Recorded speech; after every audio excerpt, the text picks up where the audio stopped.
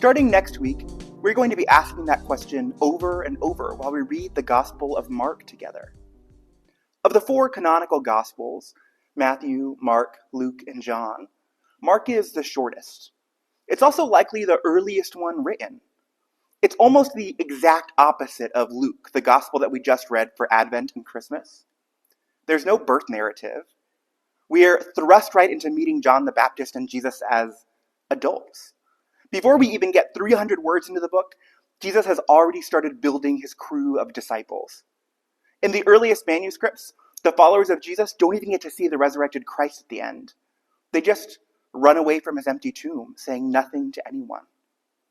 Mark has none of the beautiful poetry that Luke had, and honestly, the writing in Mark is kind of bad. The story bounces all over the place, jumping between 11 different locations in the first chapter alone. It feels like every other sentence starts with "and then" or "immediately."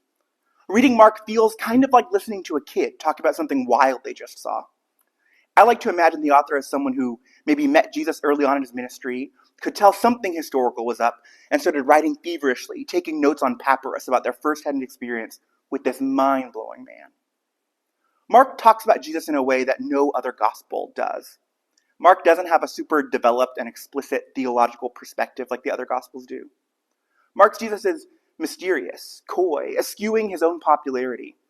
In Mark, Jesus is constantly telling his followers to keep quiet and not tell anyone about the miracles they see. There's a moment where a woman has to convince Jesus to heal her. Some early copies of the book portray one of Jesus' first miracles as a moment where he gets angry at someone and then casts a demon out of them to get them to make him less angry. At the center of Mark, right smack in the middle of the gospel where the climax should be, we get a big question. Well, two big questions. First, Jesus asks his closest followers, "Who do people say that I am? What are the rumors going on about me?" Then when they answer him, Jesus responds with a follow-up. "But who do you say that I am? Do you think I'm a prophet, the reincarnation of John the Baptist, the reappearance of Elijah, something else? Who do you say that I am?" Mark's theology is a theology of wonder, awe, curiosity, and questions. Over the next 6 weeks, as we prepare for Lent to start in February, we're going to enter that theology with Mark. We're going to follow along with the author as they learn more and more about this mysterious Jesus. And each week, we're going to ask ourselves the same question that Jesus asked his disciples. Who do we say Jesus is?